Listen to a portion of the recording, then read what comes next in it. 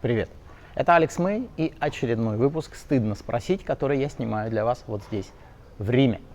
Сегодняшний вопрос. Алекс, привет, подскажи, пожалуйста, что делать, если мысль о сексе вызывает злобу? Вопрос мужчины.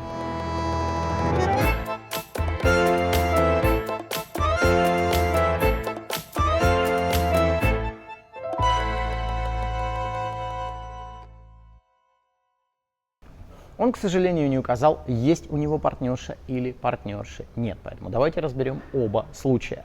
Если у него партнерша есть, какие варианты? Вариант первый. Его женщина не делает в постели то, что он хочет. И, опять же, то, что происходит в спальне, если это в рамках Уголовного кодекса, это нормально для вас. Не для соседей, не для родителей, не для кого. Если вы считаете это нормальным, то это нормально. Но часто бывает конфликт интересов. И то, что нормально для одного или хочется для одного партнера, второй, к сожалению, отторгает. Если это происходит раз за разом, понятно, что сама мысль о том, что предстоит подобное испытание, начинает вызывать дискомфорт и, как следствие, злобу. Что делать? Научиться правильно общаться. Научиться общаться на женском языке, научиться доносить свои желания экологично. Научиться, если человек жестко отторгает что-то, понять причину, почему он это отторгает. Ведь здесь могут быть самые разные причины. И донести, что это не просто я хочу, но и для тебя здесь тоже будут какие-то, не знаю, зарыты сокровища, ты откроешь новые грани себя, все что угодно. Следующий вариант, когда женщина может делать что-то не так. Что-то не так. Это не соответствует ожиданиям мужчины о том, что должно происходить во время секса. Естественно, со временем, раз, два, три, ожидания не удовлетворены, сама мысль о сексе начинает вызывать злобу. Очень часто это происходит, скажу вам по опыту, работая и с мужчинами, и с женщинами, и живые программы ведя, на что жалуются женщины. Мужчина приходит и пытается воплотить картинку из порно, то, что он видел на порно-сайтах, в порно-роликах, он пытается воплотить это в жизни. Ребят, поймите, порно – это индустрия, в которой все создается мужчинами под мастурбирующих мужчин. Отношение к реальности эта индустрия никакого не имеет.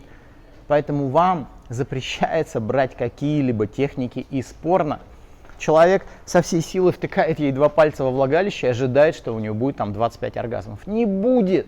Так у девочек в порно они бывают. Да за те деньги, которые платят в порно, кстати, зачастую не такие уж и большие деньги, женщина сымитирует все, что хотите. Еще раз повторю, порно – это не пример для подражания, и ни в коем случае не надо пытаться переносить ничего оттуда в вашу спальню. Все, далее не обсуждается. Следующий вариант. Женщина закрыта в постели, и человека это со временем начинает бесить. Она может стесняться. Здесь надо, опять же, поймите причину. Она может стесняться того, что происходит. У нее могут быть какие-то психологические блоки, психологические проблемы, связанные с сексом, а может быть не с сексом, которые переносятся на секс. У нее могут быть очень неприятные события в прошлом, например, связанные с сексуальным, к огромному сожалению, это бывает, насилие. И вот здесь, как быть, надо понять причину. Надо понять причину и разобраться уже с ней. Вот это что касается, если у человека партнерша есть. Если партнерши нет, причина номер 1 – разочарование в женщинах в целом. Допустим, кто-то раз за разом входил в отношения и происходили вещи, которые он считал неприемлемыми. Его, обижали, его, по его мнению, предавали, возможно, делали ему какие-то негативные замечания, в том числе и о его сексуальных способностях, о размере члена, все что угодно. И постепенно этот груз накапливался. И у кого-то через год, у кого-то через 5, у кого-то через 10 мысль о сексе ничего, кроме ожидания очередного какого-то головника, не вызывает. Вот откуда это злоба. Как здесь быть? Да очень просто. Закрыться в комнате и пару часов потратить с листом бумаги на то, чтобы выписать честно для себя, да, разобраться, выписать причины, что конкретно вызывает злобу. И посмотреть, нет ли за этим разочарования, например, в женщинах в целом. Нет ли разочарования в людях в целом. И если есть, то чем они вызваны, и поработать с причинами. Все. Второй вариант. Психологические проблемы, которые, казалось бы, очень часто они могут не иметь отношения к сексу, но со временем они углубляются, расширяются и начинают захватывать область секса тоже. Поэтому, опять же, да, какой здесь рецепт? Закройтесь в комнате на пару часов, а может быть на пару недель, и разберитесь сами с собой. Вот это мнение, которое до недавнего времени превалировало в обществе, что настоящий пацан, он выше всех этих психологических вещей. Да нет, он просто очень хорошо умеет это подавлять и потом глушить это, не знаю, там, водкой, наркотиками и прочим. Зачем вам это надо? Основной критерий – быть счастливыми. Ребят, будьте счастливыми безо всяких искусственных стимуляторов. Разберитесь сами с собой. Все, закройтесь в комнате, напишите на бумаге, что меня беспокоит, и раскопайте эту проблему. Опять же, в нашем мире на сегодняшний день столько инструментов, и психологи, и все что угодно. Разберитесь, починитесь и станьте счастливы. Все.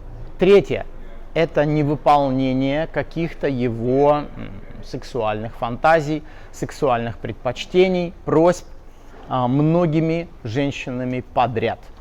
Естественно, когда тебя отторгают, а человек может полагать, что его не принимают, он не понимает, что если завернуть это по-другому, эту просьбу, да, это пожелание, если встать на место другого человека, понять, а какой ему интерес это выполнять, да, и с этой точки зрения подать, то он получит выполнение своих фантазий. Так вот, зачастую, если раз за разом подобная неудача имеет место быть, тогда на акт секса в целом с любым человеком проецируется вот это ожидание неудачи и, как следствие, злость. Все. На этом заканчиваю. Это был Алекс Мэй. Очередной выпуск «Стыдно спросить» отсюда, из Рима. Ставьте лайки, подписывайтесь на мой YouTube-канал, нажимайте на колокольчик, чтобы быть в курсе самых последних новостей, самых последних фишек, техник, ответов на самые интересные вопросы. До скорых встреч. Пока.